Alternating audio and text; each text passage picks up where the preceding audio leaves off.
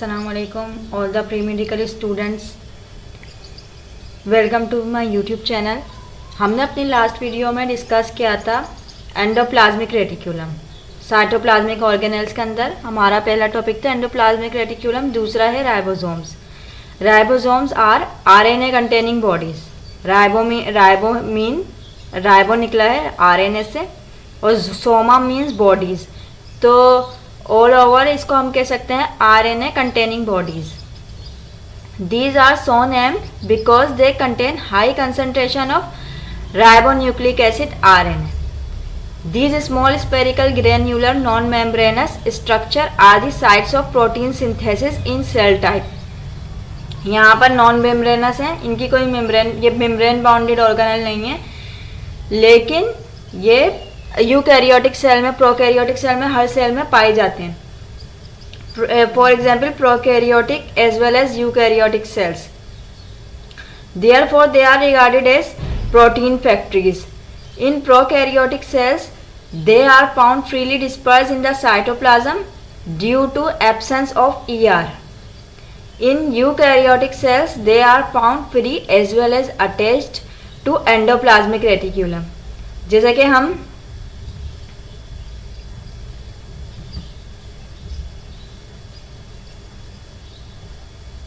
इसमें देख लेते हैं, हमने अपने सेल के स्ट्रक्चर के अंदर राइबोसोम साइटोप्लाज्म के अंदर भी प्रेजेंट होते हैं। यहाँ पर देखें, यहाँ दिखाया गया है डायग्राम में, एनिमल प्लांट दोनों सेल्स के अंदर राइबोसोम्स के अंदर भी वो साइटोप्लाज्म के अंदर फ्रीली फ्लोटिंग प्रेजेंट है। इसके अलावा ये रफ एंडोप्लाज्मिक रेटिक्यूलम की सरफेस पे अटैच्ड स्टेट के अंदर भी प्रेजेंट होते हैं। यहाँ पर ये जो रफ एंडोप्लाज्मिक रेटिक्यूलम है, इसकी सरफेस से अटैच भी प्रेजेंट होते हैं और freely floating in the cytoplasm. Eukaryotic, prokaryotic हर किस्म के सेल के अंदर ये प्रेजेंट होते हैं। यहाँ पर फ्रीली फ्लोटिंग स्टेट में भी प्रेजेंट है और एंडोप्लाज्मिक रेटिक्यूलम की सरफेस से अटैच, यहाँ पर एंडोप्लाज्मिक रेटिक्यूलम है दोनों सेल्स के अंदर, तो उससे भी अटैच प्रेजेंट होते हैं। ये यूकैरियोटिक और प्रोकैरियोटिक दोनों सेल्स के अंदर पाए जाते हैं। फिर ribosomes are also found in the matrix of mitochondria. ये माइटोकॉन्ड्रिया के मैट्रिक के अंदर भी पाए जाते हैं in stroma of chloroplast. Size of these ribosome are 70s। For example prokaryotic 70s जो साइज होता है ये प्रोकैरियोटिक सेल का होता है। तो हमारी जो मेम्ब्रेन बाउंडेड ऑर्गेनेल्स के अंदर पाया जाता है 70s का राइबोसोम, उसका साइज भी प्रोकैरियोटिक राइबोसोम के बराबर होता है। It is good evidence that eukaryotic cells evolve from prokaryotic cells. हमारे पास जो यूकैरियोटिक सेल है वो प्रोकैरियोटिक सेल से इवॉल्व हुआ है। The size of ribosome of eukaryotic cell is little larger than prokaryotic cell. तो for example 80s while the prokaryotic ribosome is 70s। तो जब भी हम कहते हैं कि यूकैरियोटिक सेल प्रोकैरियोटिक सेल से इवॉल्व हुआ है। यहाँ पर एस की मीनिंग है Svedberg unit. Svedberg is the scientist who measured the size of ribosome. तो यहाँ पर एस उस साइंटिस्ट के नाम से लिया गया है। Each ribosome is consist of two unequal unit. हर राइबोसोम जो है वो 2 अनइक्वल यूनिट से बना है। द लार्जर सब unit is dome shape and smaller one form a cap on the flat surface of larger सब यूनिट। हमारे पास जो लार्जर सब यूनिट है it is a dome shaped. यहाँ पर हमें नजर आता है डायग्राम में, लार्जर सब unit is a dome shape and smaller one is form the cap on the larger सब यूनिट। और eukaryotic ribosome has a larger सब unit of 60s and smaller सब unit of 40s particle. On attachment a single unit it becomes 80s particle. अब यहाँ पर ये जो eukaryotic और प्रोकैरियोटिक राइबोसोम है, यूकैरियोटिक राइबोसोम का लार्जर सब यूनिट 60s का है और स्मॉलर सब यूनिट 40s का है। On the attachment they form ATS it is not the sum of these all units, it is the sedimentation rate. जो ये हमें दिखा रहा है कि सेडिमेंटेशन कितनी देर में इसकी सेंट्रीफ्यूज जब हम करते हैं तो कितनी देर में ये सेडिमेंट इसका कितने देर में बनता है. तो ये इसका सेडिमेंटेशन रेट है, not the sum of these units. यहाँ पर प्रोकैरियोटिक राइबोसोम है, इसका लार्जर सब यूनिट 50s एंड स्मॉलर सब unit 30s. On attachment these form 70s.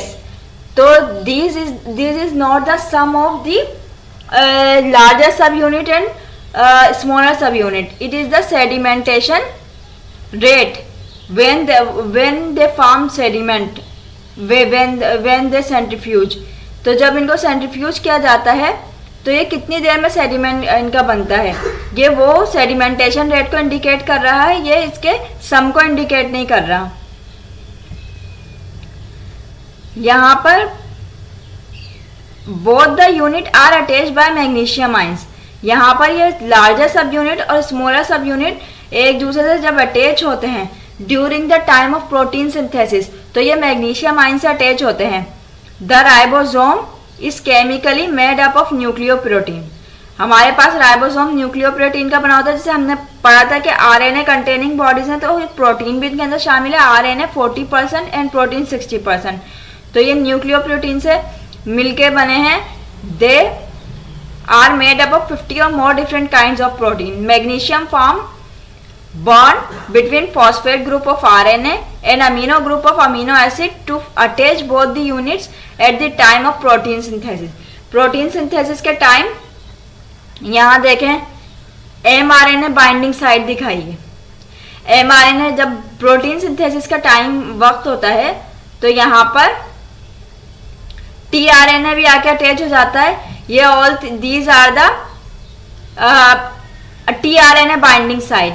A site, these A site, P site, E side.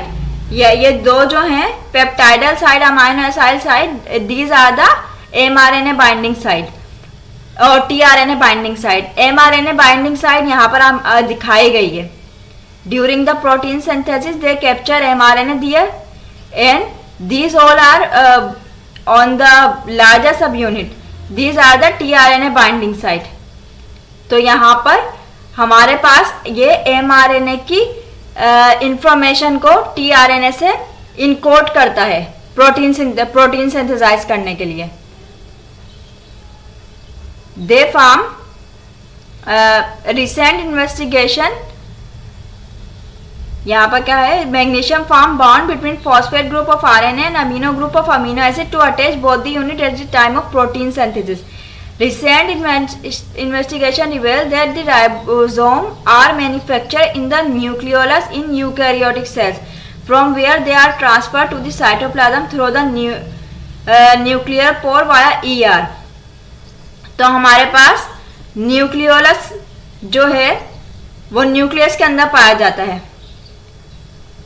उसके अंदर कह रहे हैं कि ये राइबोसोम हमारे पास प्रेजेंट होते, राइबोसोम सिंथेसाइज होते हैं और वो एंडोप्लाज्मिक वो न्यूक्लियर पोर से या तो रफ एंडोप्लाज्मिक रेटिकुलम के ऊपर ट्रांसफर हो जाते हैं या फिर वो साइटोप्लाज्म के अंदर. तो यहाँ पर हमारे पास सेल्स की कुछ डायग्राम है. This is the nucleolus inside the nucleus. यहाँ पर हमें दिखाया गया है न्यूक्लियोलस. न्यूक्लियोलस के अंदर हमें कहते हैं it is the site of ribosome synthesis. After the ribosome after they synthesize in the nucleolus they are transferred through nuclear pore to the cytoplasm और रफ एंडोप्लाज्मिक रेटिकुलम. तो यहाँ पर हमें ये बताया गया है कि ये खुद न्यूक्लियोलस के अंदर सिंथेसाइज होते हैं. फिर functions of during protein synthesis several ribosomes are attached to a single mRNA to synthesize number of identical protein molecules. This group of ribosome attached to a single mRNA is known as polysome. तो यहाँ पर protein synthesis के दौरान एक RNA के molecule से several ribosomes, group of ribosomes attached जब हो जाता है तो उसको पॉलीसोम कहते हैं। यहाँ पर हमारे पास सिंगल मॉलिक्यूल ऑफ mRNA है जिससे यहाँ राइबोसोम्स इनकोड कर रहे हैं information protein to synthesize a specific protein. तो इस ग्रुप को हमारे पास पॉलीसोम कहा जा रहा है। इस तरीके से जब ये सिंगल मॉलिक्यूल से a group of ribosomes attach to synthesize a specific kind of protein, same protein, तो उसको हम लोग क्या कहते हैं? It is referred to as polysome. यहाँ पर हमारे यहाँ राइबोसोम्स का टॉपिक एंड हो गया है।